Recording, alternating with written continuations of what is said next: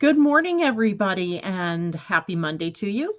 Welcome to Living Astrology with Janet Hickox. Grab your cup of coffee or your tea, sit back, and let's chat about what is happening up in the stars above us today and for the week ahead. And I got to say, it is looking good for the week, even though we do have some disruptive sort of transits perhaps going on, but they are designed to make us rise to the challenge, right? That's the key for this week, rising to the challenge of being able to express your creativity and to live your particular genius or brilliance. It is one of the favorite weeks I have in human design as it begins today. Well, last week we started with the gate 1, and that is the gate that we talked about on Friday. That is the most yang gate, the most masculine or pushing outward gate. It is very creative energy. And then we also have the earth at the gate 2, the gate of allowing, which is the most feminine or yin gate. And from that energy, the creative and allowing energy of the week that we're currently in, we transition to the week of taking that creativity and now applying it to expressing our particular genius and brilliance out in the world. And that transition occurs on Thursday as we move into a new human design week. It's one of my favorite channels, basically because I love the name of it. We, for fun, call it the Freak to Genius channel. And it specifies our ability sometimes to come out with a brilliant idea or to express our brilliance in a breakthrough sort of way. So we're breaking through this week. We are breaking through to our genius and then using the creativity that we may have newly expressed or newly discovered within us, and are adding that to the energy of expression in the breakthrough, right? So the epiphany or the aha or the revelation energy. So it's a really good week astrologically as well. We do have 1 or 2 days this week where there's some scritchy energies, and we're going to talk about that as well. And the rest of the week, though, seems by contrast to some of the weeks we've had recently where we're moving through the gates of fear, where we have the shadow energies perhaps being triggered. This week isn't that way at all. So yay, finally, right? So let me say good morning to people who are popping in to visit this morning. Good morning, Debbie Tibbetts-Tumiel. Hello, Kathleen Mallory. Ursula, you're with us early. I love it. Good to see you.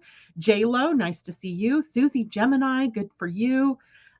Good to see you, I mean. Amanda J, good for you. Good to see you. I don't know where that's coming from. Cool Rocks, welcome, new day, new week, new blessings. I love that attitude. Good morning, Irene from Sweden. Good to see you. I'm so glad that you are able to join us as well. Now, for many of you, you may have noticed that I posted on Saturday or Sunday, can't remember which day now, I worked both days. I posted up the link to purchase your ticket to the Astrology for 2022 webinar, which will take place in December. Now, here's the thing. I'm only allowed 100 people. And so in the live, so the earlier that you register, the earlier that you are reserved, and for certain you'll be able to have your seat there. So you can see that right now on the Facebook, the Living Astrology Facebook page or the Living Astrology community page. And thank you to J-Lo for reminding me to put that also out there on Instagram. I'll have that out later, and it'll also go up on my website here later. So you have plenty of opportunities.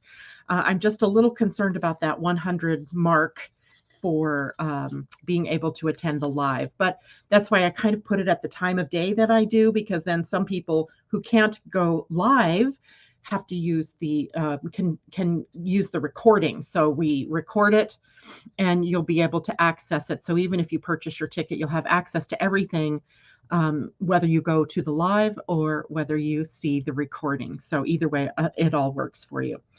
And good morning, Val. It's good to see you. And Susie Gemini says, good to know. It is good to know. There's just so much going on as we start to move into 2022. I think we're already maybe feeling that energy, or at least I am, as this week starts to really kick off. I think the time where we start to look at what those themes are going to be for 2022. And one of the big themes that I've already started to hit upon is this idea of cooperation, that there seems to be a shift going on. And I don't know how hard or fast that's going to come to us, especially here in the US, while we are also managing a USA Pluto return. So it may be a little more extended for us here in the USA. But for those of you around the world that aren't in the midst of that kind of Pluto return, the idea of cooperating and creating a synarchy, working together to build something is really, really starting to take shape and to take form. Unfortunately, here in the US, we still have a lot of petty arguments and petty disagreements that we're going to have to work through to rise above, at least in our government level. And even within the people, the communities here in the States, there's still such a polarizing effect going on. I do expect that that will shift after we get into 2022. So after the first hit of the USA Pluto return, which is actually on February 22nd, 222, I expect then we'll start to see a shift out of the shadow of that polarization. But for the rest of you around the world, you're probably already sensing this shift, right? It's a huge shift. And it comes from building toward a vision that, we've come out of this dark time, or we're starting to see the light, let's say, coming out of that dark time. And in order to continue seeing more of that light, we actually have to focus on the light, right? Sometimes we get so focused on the dark or what's not working that we don't leave room for the aha moment or the breakthrough moment, such as we have this week, the opportunity anyway for that.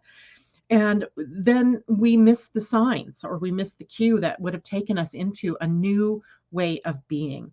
So it's really important, everybody, right now to start focusing on your dreams, focusing on what do I want. Remember, Venus now in Capricorn. I'm already hearing from people out there how this has impacted their relationships, right? If your relationships are teetering and they're not in alignment with your values, then people are choosing to walk away or choosing to, draw that little bit of a line in the sand that says, well, here's where I am. If you're willing to meet me here and we can create something of a partnership or a relationship that's built on mutual respect and mutual honoring of each other's values, then we have a platform from which we can continue these relationships. If we don't have that available, or if we sense that no matter how much input we give to that relationship, that it's never going to come into alignment, then we're going to see some of those relationships falling apart. And it can be personal relationships for sure, but it can also be our business relationships. It can be with the people that we are currently even working with, but that we suddenly realize, wow, they are way out of alignment with my goals, my dreams, my values. And I can no longer tolerate that in my life, right? I need to zoom into what's important and follow that so that I can express my creativity, my genius in a supportive, cooperative, and co-creative atmosphere, right? So you'll start hearing me talk more about that. And I think you're also going to start, I'm getting chills, woo. And I think you're going to start to see that resonating through others as more and more time goes on. Become aware. Watch what's going on around you. Watch the characters on TV shows if you're someone who watches TV. Watch what other metaphysical or spiritual types are saying. I was noticing over the weekend that even those of the sort of religious nature are beginning to speak this way. So it's interesting, right? To start to see the whole of the philosophy on the planet begin to change. So lovely to see it happening. I'm thinking it's going to take still some more time. I'm not going to say that 2022 is going to take us and throw us into a new golden age, because I think that's created by our efforts to bring that into effect. If we're not going to do the work to get ourselves there, then likely we're going to delay that, right? As for however long it takes for everybody to get on the bus, right? So be aware and be open to seeing what more is possible around you. Okay, so this week, then we get to see that vision. We get to really concentrate on that vision. Now, today, we start the week with the moon in the sign of Capricorn. And this is the back to work for the work week kind of sign. Capricorn, as you know, is a sign that is ruled by the planet Saturn. So it has a lot to do with our responsibilities and our duties and the building of a solid foundation. And right now we also have Venus in Capricorn, and we also have Pluto. Of course, he's been there for a long time, so he's nothing new. But we have all of these energies about what do we want to work for? What do we want to build now? Today, the moon will be moving through two gates in our human design. The gate 58 is where it is right now. This is called the Gate of Joy. And it's on the root center, the very bottom center of the chart. So if you're looking at your human design chart or a human design chart, the root center is the very bottom center. It is the interface with us as humans with the planet. It is also a pressure center. It pressures us to do. And one of the things we do is follow the lines of joy, right? So today, the moon in Capricorn at the Gate of Joy is going to remind us to align with what makes us happy. If you're constantly having to find yourself in positions or doing things that you don't love, you're in the wrong place, right? You have to find yourself aligned with joy and move in that direction. The pressure is to move outward into the world with the energy of joy. Note that that is not on the emotional center. That is like a big aha, right? The emotional center would speak to moods or to something even that creates a mood or a reaction outside of us. But when we look at the pressure center of the root, where it's out, taking energy from within us and pushing it out, that's where joy is. So you have to find the joy within and then express it out in the world. And then a little later in the day, the moon will move into the gate 38. And then we have struggle. And struggle isn't a bad word here. Suffering might be, but there's no suffering in human design. This is about the struggle to do the things that make sense for you, to stick with, to have perseverance, to have tenacity and determination. All very Capricorn words, by the way, or Saturn words, to stick with what it is that brings you joy or what it is that's worth fighting for, if you will, right? Or struggling through. In other words, we get an opportunity to choose our battles wisely, right? If you're trying to struggle and fight to get something done and it isn't working and it's like hitting your head up against that proverbial wall, maybe that's not what is worth struggling for in the moment. And maybe it's not worth struggling forever, but you don't know that for sure until you start to move your focus onto something that feels more at ease or more in alignment with flow. So choosing what to stay with in the struggle is so important as we move through the rest of the day. Now, I'm also going to start equating. I got this really good book, y'all. This is called The Ultimate Guide to Tarot, and it's by an author named Liz Dean. And I find it easy to read and understand. And by the way, I am not a huge tarot reader. I don't know the tarot as well as some of you out there that do readings. But what I want to start doing is sort of drawing the picture. So we're looking at the astrology, right? Moon in Capricorn. Now we're looking at the human design and the gene keys, because we can kind of put those together and see the shadow, the gift, and the siddhi and all of that. And we're looking at the gate 58 and the gate 38. Well, the gate 58 and the gate 38 and Capricorn are related to the tarot card, the devil and the world. And I thought that was an interesting combination, the devil and the world, right? The devil, first of all, always engenders sort of that fear, like, oh my God, what am I doing? Where am I at in all of this? And maybe some of you who are better tarot readers can maybe put some comments in the chat for people about what the devil is and what the world card is. And then I would love to see that, because how does that relate then to Capricorn? And how does that relate to the gates 58 and 38? So we're starting to build this foundation of coherence between all of the different divine systems. And then we can see how everything fits together, that there's all of these encoded messages in all of these different systems that lead us out of the darkness and into the light. So I love that. So I'll look to some of you to put that in there. Thank you, Susie.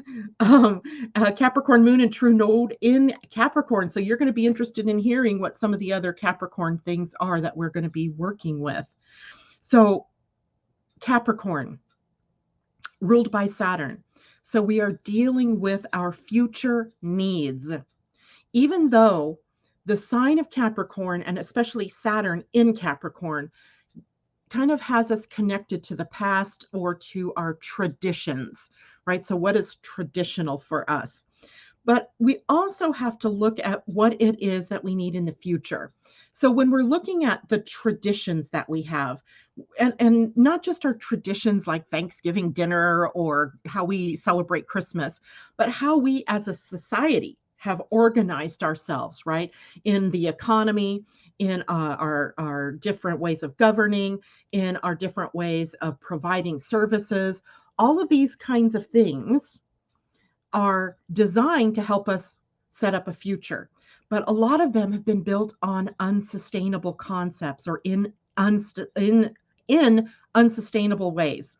So when we're looking at the future needs, we have to look at what it is that we can do that is going to be sustainable. So when we make decisions about what comes next or about what our next steps are, we want to make sure that the decisions are built to last, right? That we're looking toward the future. Now, I'm not saying that we can't make decisions that are good for the moment, but a lot of what we need to start building in our societies or in our world or in our personal lives have to be built on sustainability. That's sort of a carryover energy that we have in 2022. We saw it in 2020. We saw it this year in 2021, and we're going to see it somewhat in 2022, but with a different flair, because now we're really looking at, what can we do that's outside of the box? What can we do that's different?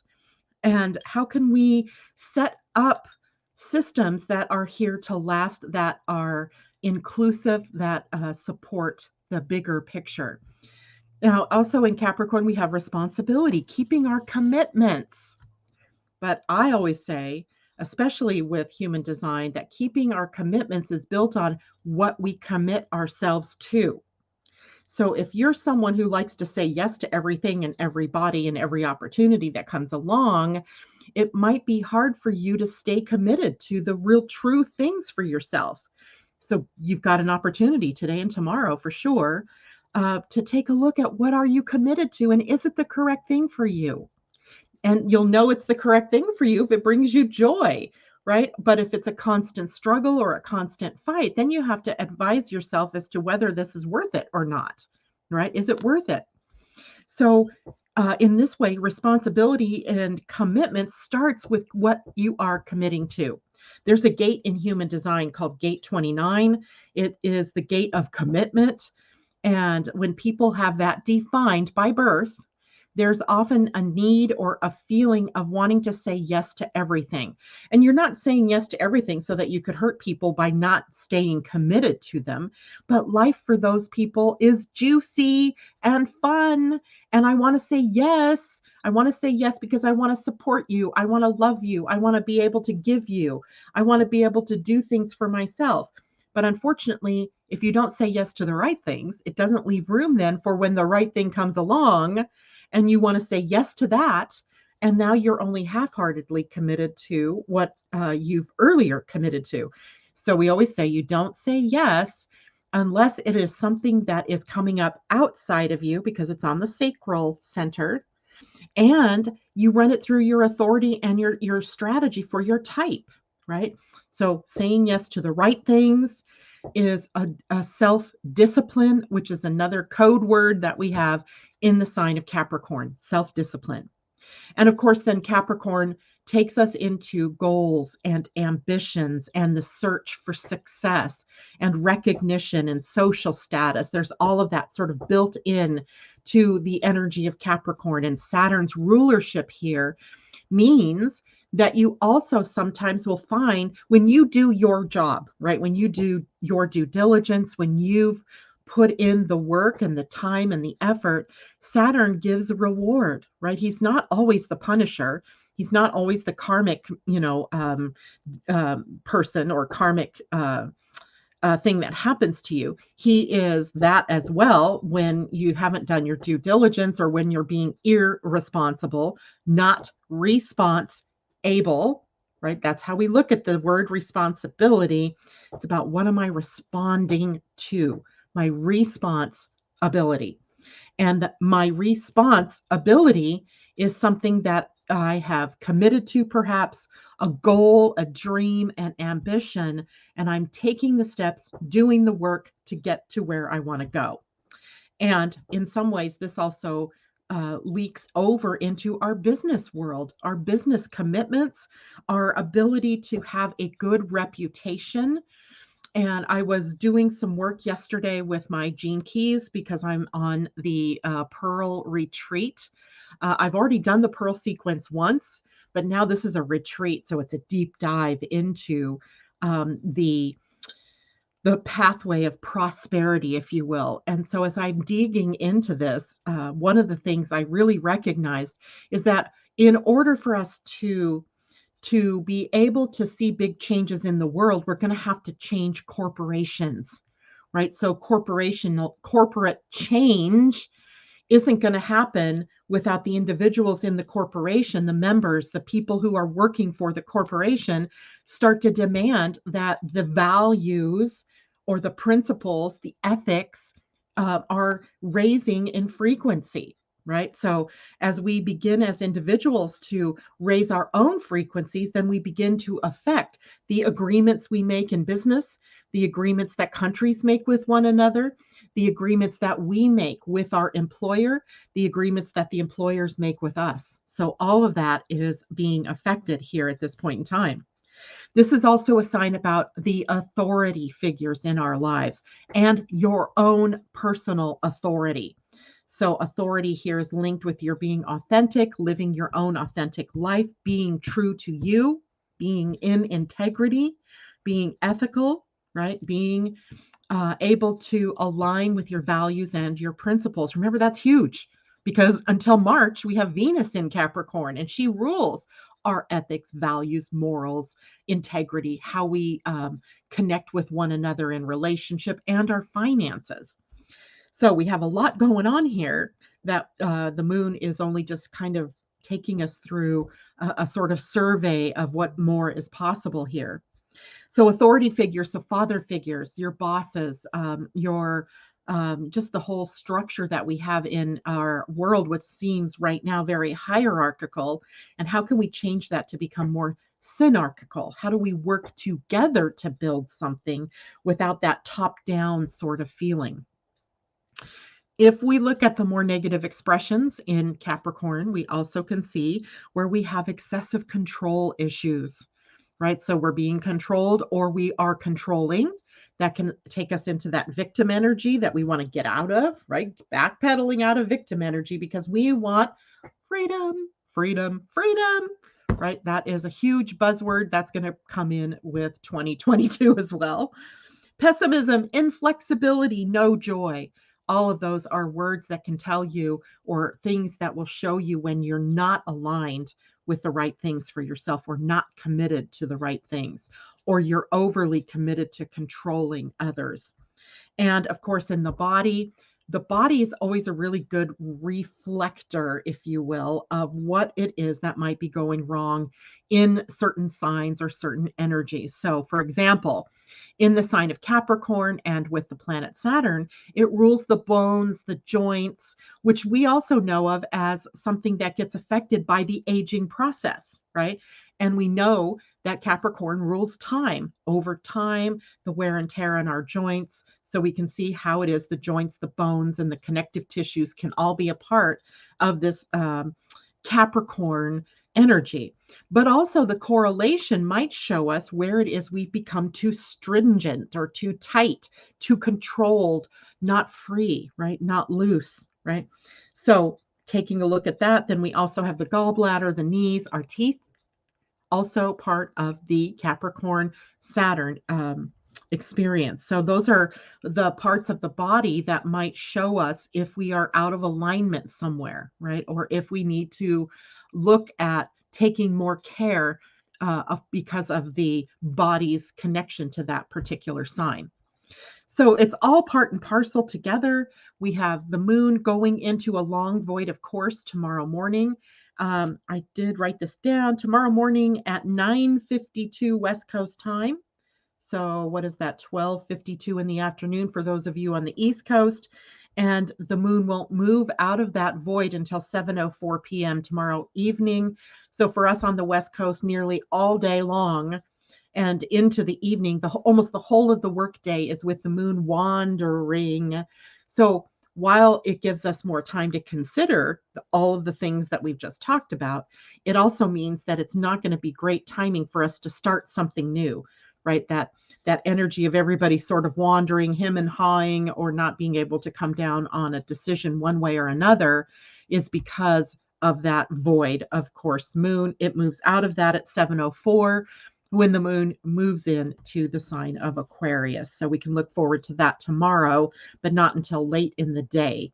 And for those of you on the East Coast or even in Europe, it probably won't be as activated. The void, anyway, won't be as activated because most likely you're in the later part of your workday. And maybe the clue is to get everything that you need to have done in the morning so that by the afternoon, when people start to waffle and wander and our attention sort of wanes, that you won't have to have some major decision hanging over your head for that time of the day. So heads up for that. Now, questions, comments. Let me go back over here. Good morning, Trisha. It's great to see you. It's been a long time. This is what you needed this morning. I love it. It's great to see you. I hope you're doing well. Susie Gemini says corporation, a non-living entity. It is a non-living entity made up of living entities, right? Thus the reason why here in the US anyway, they deigned that corporations could behave like people. They had a voice, they had a vote, they could spend money on political campaigns, and it's created, I think, a whole lot of issues.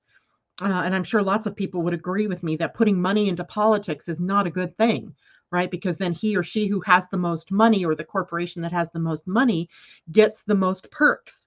And that's not how our system, our democracy is meant to work. So we can see the unsustainable nature there, right, in that.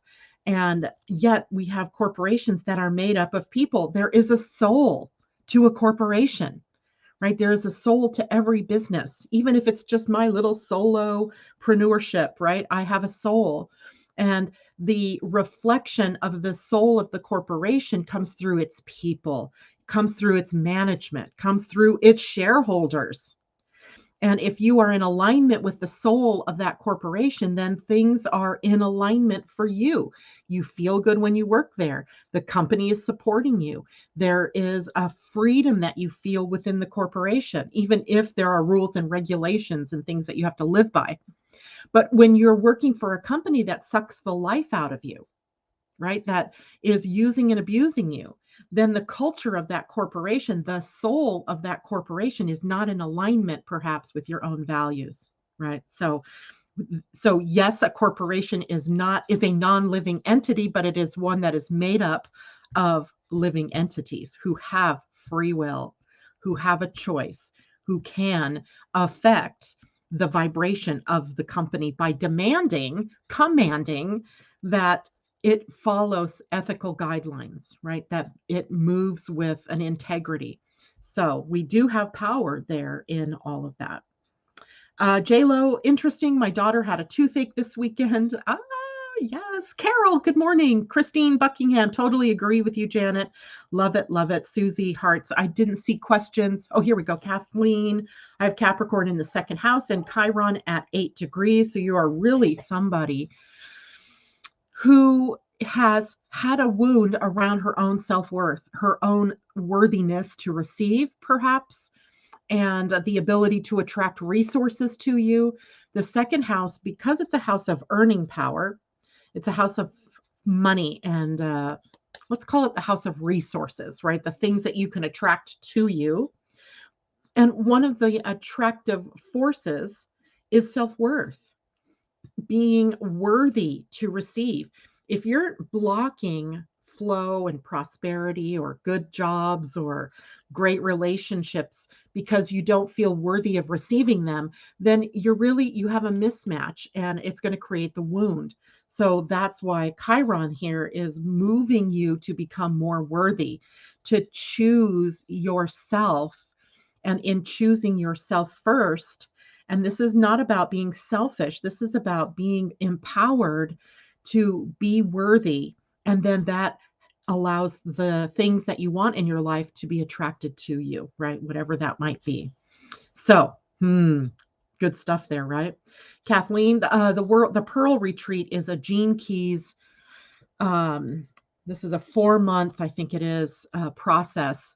Yes, it is 4 months of the deep dive through some of the sequence of the golden path called the Pearl sequence, which is about prosperity. There's the activation sequence, then there's the Venus sequence, and then there's the Pearl sequence. So the activation sequence takes us through our life purpose and how we are challenged to live our life purpose and rise to the challenge to live out the wholeness of who we're here to be. The Pearl sequence shows us what might trip us up in relationships. It's about love, right? And how we love ourselves or love others. And then the Pearl sequence says when you've got these other things moving for you, then prosperity is a natural outflow of your ability to love and be loved. And it's an interesting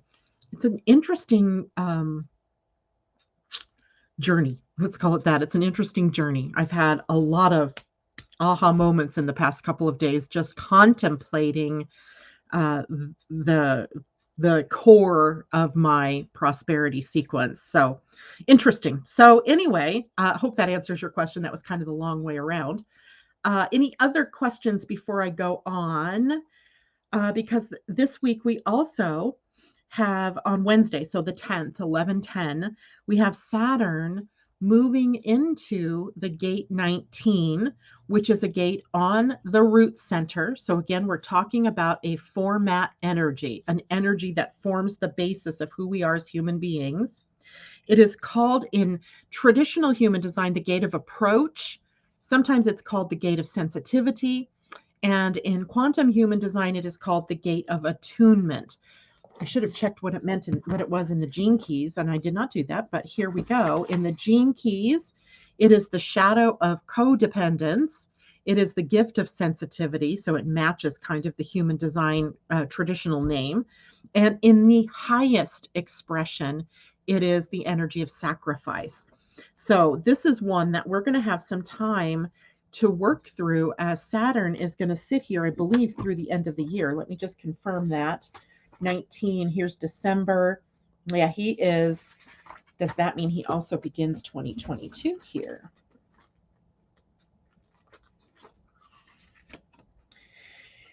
Yes. So up until January 13th. So we have a few months now, a couple of months anyway, with Saturn moving through this gate 19. So I thought we would talk a bit about what that is. So first of all, let me organize you around what's up here. So first, I see more questions. Good morning, Angie Witzel. Good to see you. Kathleen, you're welcome. Ursula, I just realized I have access to the 5720 channel in the Just Now chart. Yay, neural wave. Maybe, right? There's a lot of neural waves going on this week. We'll talk about that in a little bit too. J-Lo, we would have to set up a little Zoom. Okay, I don't know what that's about. So, okay, I have my personality IC 29 in Virgo at 0 degrees. What is the best way to work with gate 29? To follow your type and your strategy and your authority, J-Lo. And I say that with no like tongue in cheek here, because if the 29 commits its energy, it has to, and I believe you're a manifesting generator. If I'm correct, let me know that. It doesn't matter if you're a manifesting generator or a generator, your whole strategy is to respond to what shows up in your outer world. So you're not responding from ideas or inspiration or meditation or thoughts. You only respond to something that matches that idea, inspiration, or thought outside of you. So you're living your life kind of by signs and omens and, just following the signposts along the way. But you also have an authority, and it might be emotional, it might be splenic, trying to remember your chart. And if it's emotional, your decision making is slowed down by need to find clarity over time. So in the moment, you might be at the high point of your emotional wave. Maybe you're really excited and you say yes. Then later on, as the wave sinks into the low part, you might be going, oh my Lord, what did I do? Why did I say yes?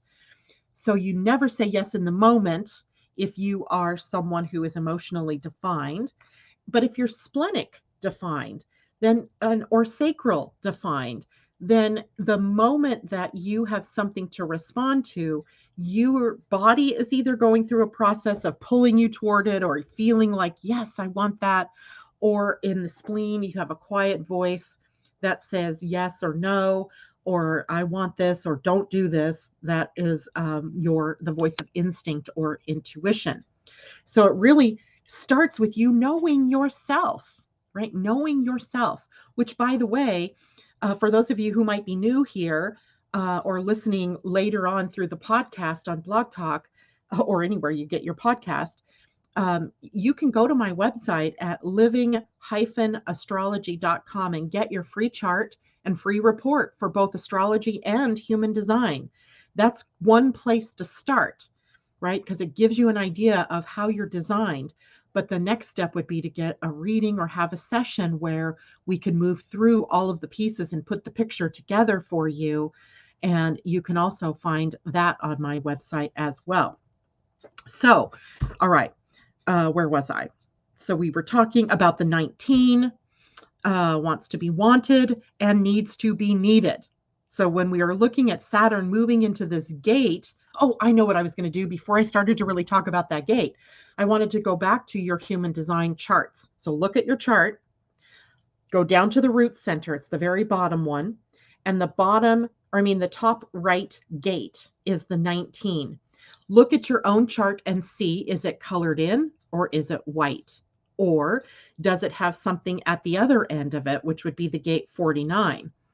So if it is a completely white channel, now with Saturn sitting there until January 13th, you're going to have this activated in your chart through your relationships. If you are someone who has the gate 49 hanging there, which means 49 only comes halfway across, now you will have the whole channel of love and intimacy, of relationship connected. So you might be challenged to rise above some of the problems that you've had in relationships. You may have new relationships that, come into your life where you get to try out the energies of intimacy or an intimacy meaning connection, right? Connection. This isn't particularly sexual. It can be a part of that, but it's mostly the emotional connection that we have. And for those of you who already have 19 defined or the whole channel 1949 defined, this isn't anything different for you, but it may take on a little bit different character as the planet Saturn takes us more into our duties and responsibilities, right? How am I responsible to create a pathway to intimacy, or how am I responsible for blocking that in our relationship? So that gives you an idea of what it might look like in your own chart and how you personally might be affected. Now, when we look at the gate 19, the gate of sensitivity, it is a place in our charts where we want to be wanted and we need to be needed. Now, there's nothing wrong in that energy unless, of course, it leads us over here to codependency, because I remember that's that shadow energy in that gate, because I so want to belong. I so want to feel loved and needed. I so want to feel wanted that I'm willing to do anything to feel that feeling, even stay in a relationship that is terrible for me. So we have to watch that. It is a gate that seeks connection, interconnection. So we have a sort of matching picture here with the energy of Chiron in Aries. that's teaching us about interconnection and interdependence. So what we want, what we'll be seeking, what will support us in the next few months is togetherness, companionship, cooperation, co-creation. And all of that is going to help us to find success personally and professionally, or personally and collectively, we could say. So in our companies and our corporations and our lives, we need to be focused on how do we build a cooperative? How do we come together? There's a need for belonging here that is a pressure because it's on the root center, and the pressure to get out, to find people that you want to connect with, can also, in some cases, cause you to connect with the wrong people.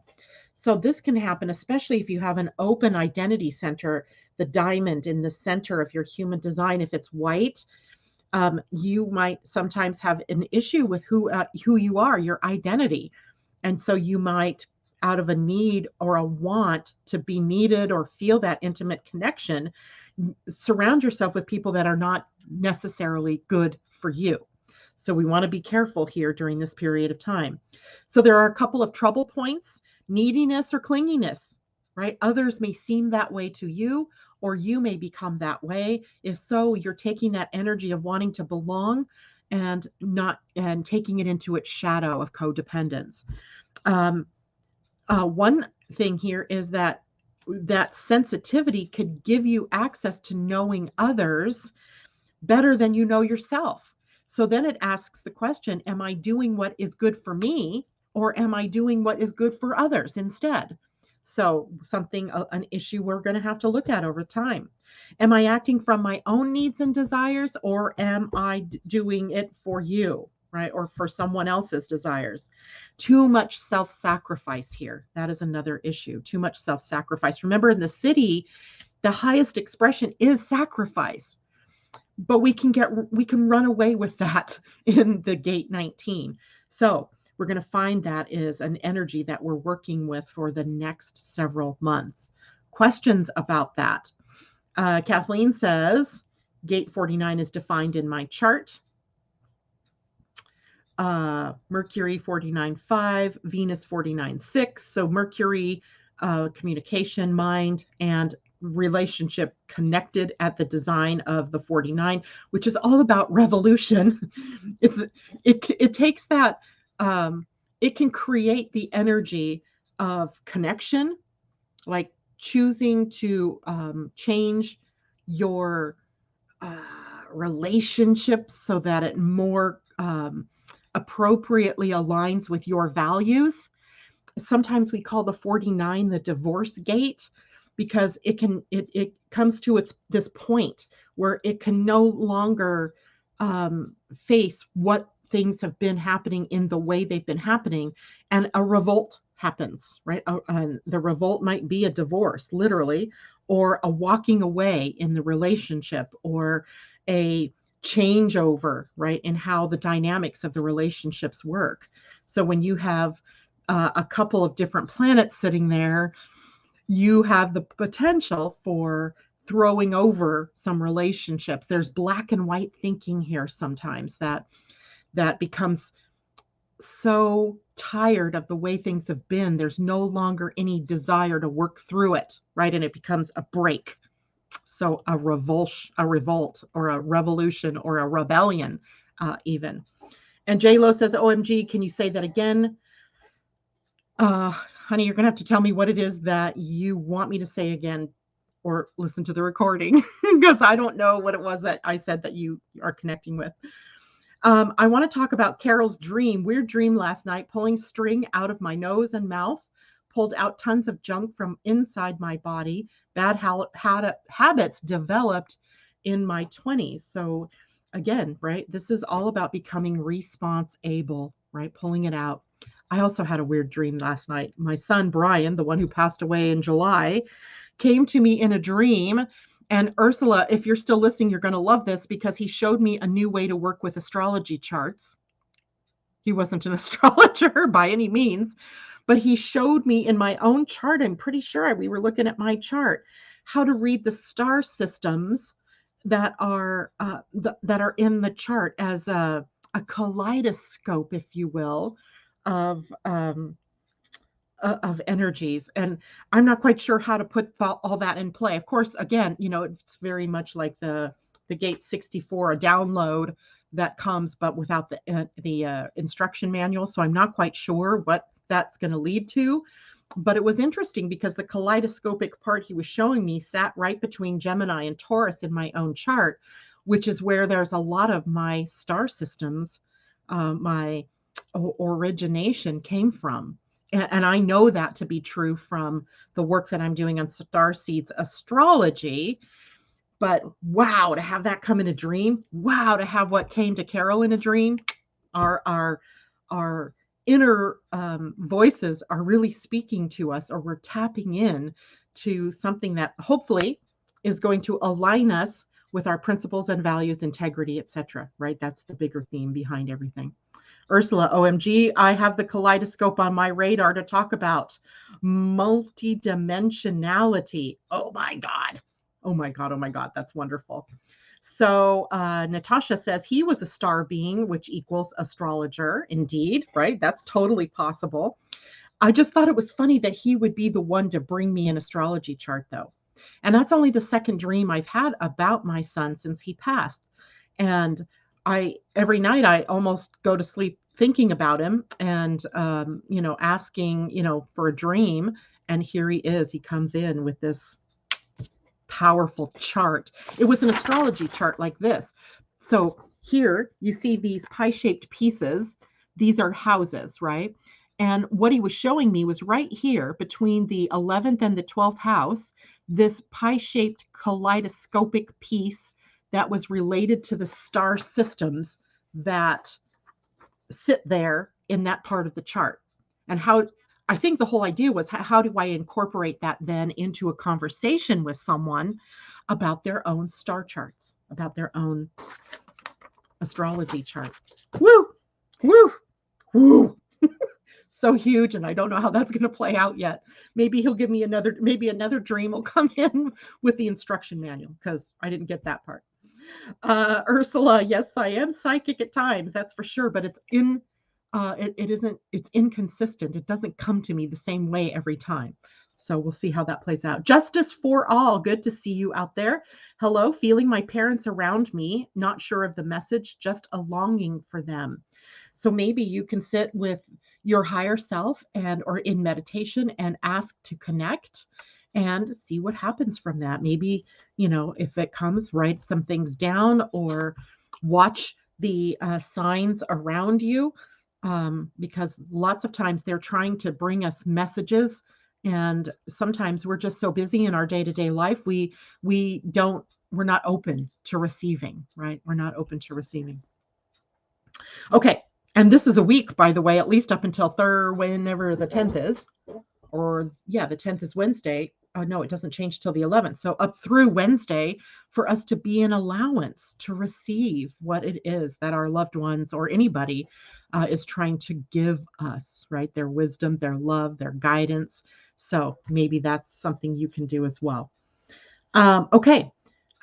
Any questions about Saturn, what he represents, what energy he brings us at the gate 19? By the way, we've had this already once this year, earlier in the year. So we've had like a sneak peek of what this energy can be. So think back to where you were becoming very sensitive about something, or where your need to be in connection was triggered. So because that's a thing that's coming back at us with Saturn here right now. Okay. What else? Let's see, 8:49. All right, so let's take a look at other things this week, because those aren't the only things happening, of course. But instead of big things like planets moving into new signs or retrogrades or anything like that, this week we go back to planets in connection with one another. So interesting, because that actually happens in a very big way on Wednesday, the same day that Saturn moves into the gate of sensitivity, or the gate of approach, attunement, etc. And one of the biggies is Mercury connecting in a conjunction to Mars, and then Mars squaring Saturn, which means that Mercury is also going to square Saturn. And the moon is also going to get involved, squaring Saturn, Mercury, and Uranus.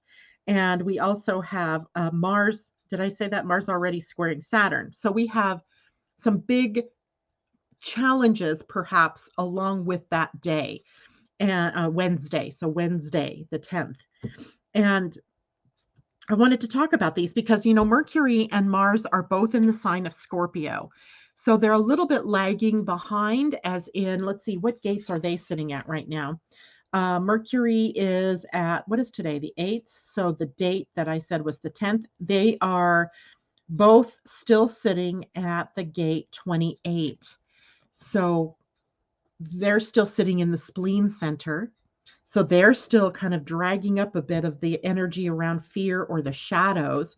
And what the shadow is in the gate 28 that Mercury and Mars are going to be bringing to our attention is where we do not have totality, where we are not all in with something, where we might feel purposelessness, where we might feel like all of the feelings around what does all of this mean, and what's my purpose, and that feeling of purposelessness can mean that we aren't connected, right? That we feel disconnected in some way.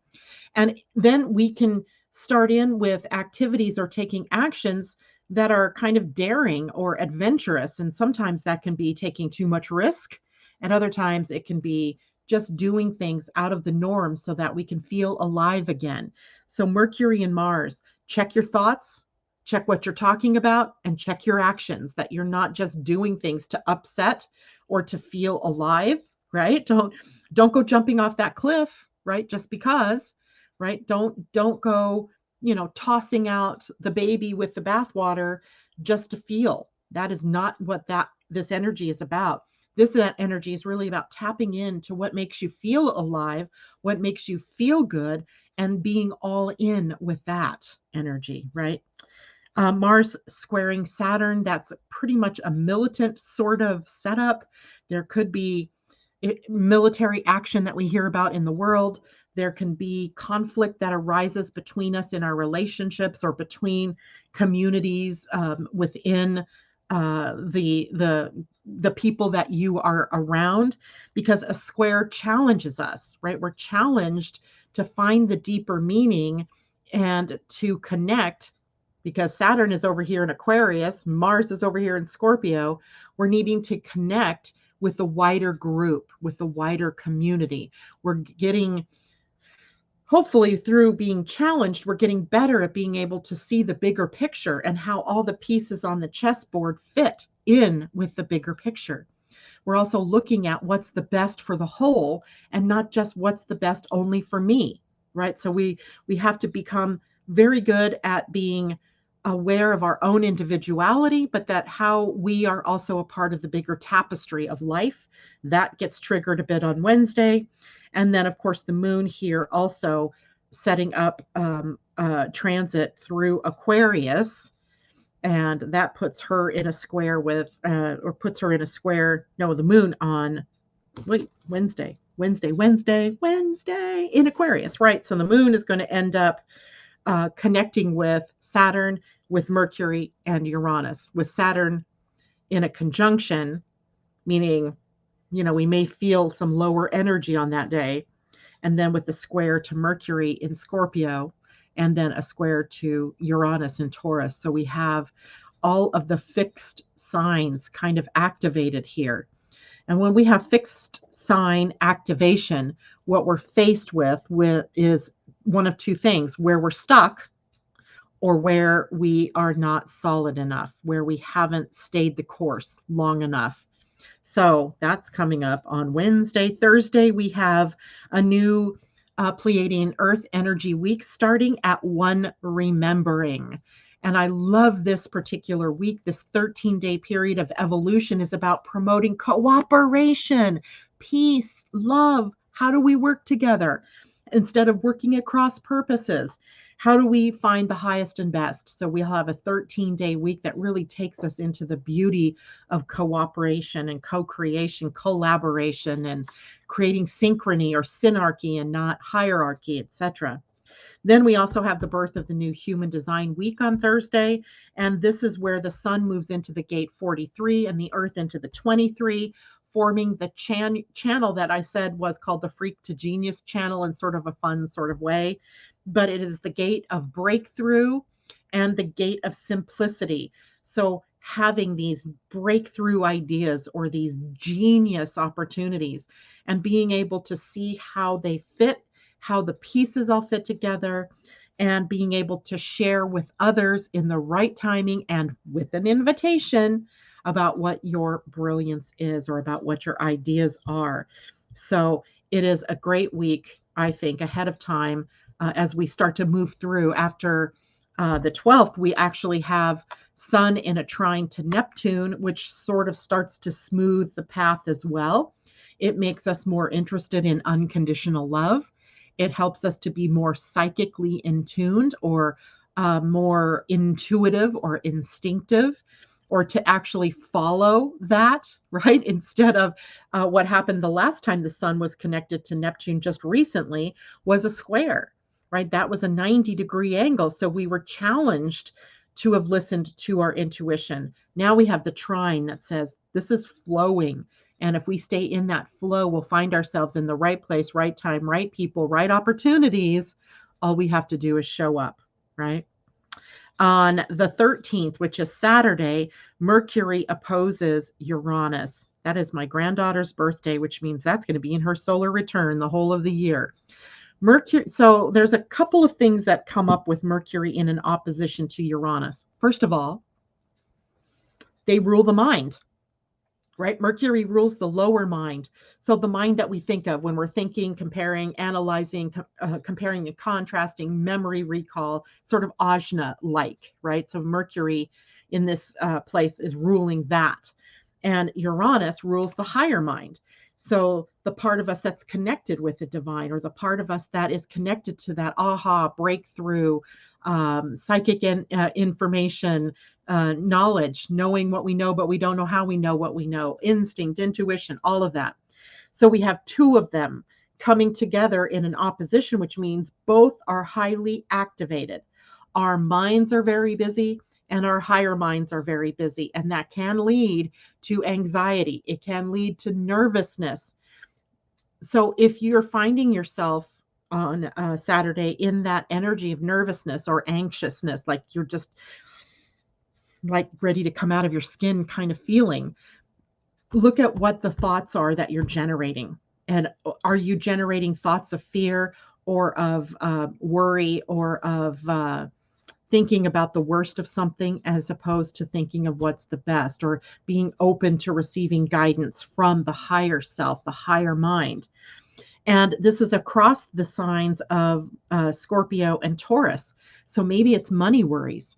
Maybe it's relationship worries. Maybe it's not so good economic news. Maybe it's good economic news, because it can also be surprisingly good, right, news that comes along. So either way, you look at this energy, watch what your mind is doing over the weekend, because it might be highly activated either toward anxiety or toward brilliance and genius, right? Of course, we want the brilliance and the genius. But if you have anxiety based on fear, that's also a tell, right? It gives you information about, well, where is my thought focused? Where am I focusing my energy? If I'm focusing it over here, I need to move it over in this direction. So I think we have a really good week on tap with a couple of challenges, a couple of big things that are happening subtly in the background. And hopefully that has helped all of you to be more aware about the week's energy. And I want to draw an animal card. And I don't know why, but today I want to draw a Wisdom of Avalon card, oracle card for us for the week by Colette Baron Reed. So, and just an FYI, I may or may not be here on Friday. It really depends. I'm having a procedure done on my ear. Depends on if I have pain and whether or not I can. I didn't have pain the last time I had it done, so I'm assuming I'm going to be fine. But if you do not see me on Friday morning, don't panic. That is because of my procedure that was done the day before. Now, this is a card, a Wisdom of the Avalon. Oh, we get two of them that fly out. Oh, and they're good ones. One is the Horse, which is about accepting help from another, delegating authority. It's card 26, which is a number of power and prosperity. So the Horse. And the Lady of the Lake, which is about absolute truth, courage, self-respect, and responsibility. So there we go. Let's see what these cards mean. And she's also an 8. So both cards relate to the 8, which is about power and responsibility. I'll say so the Horse says, the Horse appears on your path to offer assistance. If you're asking a question about your life, the Horse says that you will indeed receive help from another to aid you on your quest. Too often do you refuse help from others? Do you sometimes feel that although you give to others, no one helps you? Well, you don't have to walk the whole way alone. You can get help. The Horse appears to remind you that assistance is for the asking. Sometimes you need to be carried to get your destination. Trust that when the Horse appears, help is yours. Remember to ask for it, and also remember to accept it when it's offered. And then the Lady of the Lake, she's holding the sword Excalibur, right? The Lady of the Lake holds the sword of power even. And here's what it says. The Lady of the Lake represents the highest order of respect for yourself and the manner in which you operate within the world around you. She is the harsher element of truth, where denial is swept away by a tidal wave of events. In the ancient legend of Avalon, the Lady of the Lake presented Merlin with the sword of truth, which had been claimed by Arthur, who became High King of Britain. The magic that welded this metal was fired by the will of the god and goddess. Consequently, when the Lady of the Lake appears, she demands nothing short of total truth and integrity, and she asks you to be mindful of all of the signs, signals, and omens that present themselves to you. This is not the time to second guess. If a signal appears, be assured that a challenge has been presented. Moving forward without acknowledgement of the challenge will result in unnecessary difficulties. If the signal is to move, she pushes you to act. Do so, for a victory is imminent. Regardless of your question, the message is to take care when the Lady of the Lake appears, as serious business is at stake. The Lady reminds you of your personal responsibility in shaping your reality and its consequences. Seek the sword of truth within yourself, and great success will be yours. Have courage, for when the Lady appears, the strength of Avalon is behind you in support of your quest for wholeness and abundance. Great cards. I'm not sure I need to pull an animal card since we got the Horse, but because I intuitively picked up the deck, let's see. Maybe we'll get another animal that can really help us find power right within ourselves, or to find our truth, our sword of truth, courage.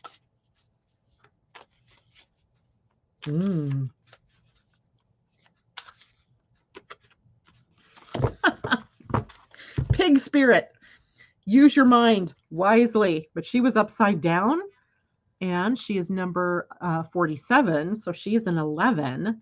And in upside down, that means she is in protection. So let's see what we are working with here.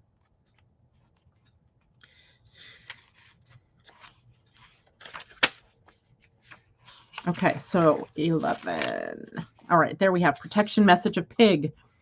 Are you ruminating, turning thoughts around and around in your head, but not getting nearer to a decision or solution? Pig spirit is here to protect you from analysis paralysis. Let your mind rest now and allow your intelligence to mingle with the mysteries of intuitive guidance, releasing your tight hold on facts and unsolved puzzles, whether it be a relationship or any other aspect of your life. In fact, now might be a good time to think about something else altogether and release your grip on needing to know.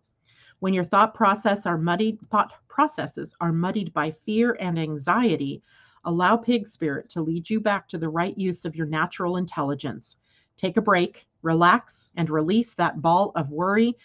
Soon the smart choice will become clear to you. More facts may be needed, more digging for information, and more questioning. When seeking to learn more, enjoy the process of using your thinking prowess. All the elements of your intelligence are reliably guiding you now once you've given your mind a rest. I think that speaks to perhaps later in the week when we have all of those transits going on, pulling us maybe in different directions and challenging us. So the pig. And 11, of course, is a number of enlightenment or seeing the light, bringing in the light, illumination. So I think that's a great message for us all for the week. All right, I'm presuming I will see you on Friday. Have a great week, everybody. Don't forget, you can now get your ticket for the webinar, Astrology of 2022. It's both on the Living Astrology community page and also on the Facebook page for Living Astrology. Much love to all of you. See you next week, or see you later this week. Bye for now.